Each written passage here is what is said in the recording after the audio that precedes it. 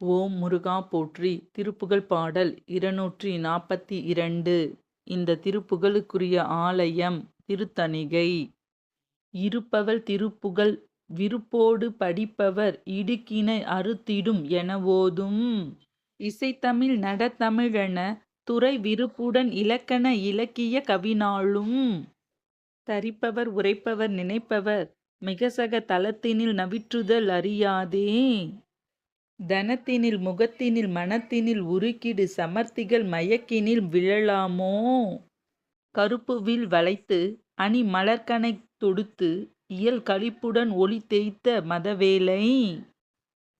கருத்தினில் நினைத்து அவன் நெருப்பெல நுதற்படு கனற்கனில் எரித்தவர் கைலாய. பொறுப்பினில் இருப்பவர் பருப்பத உமைக்கொரு புறத்தினை அளித்தவர் தருசேயே.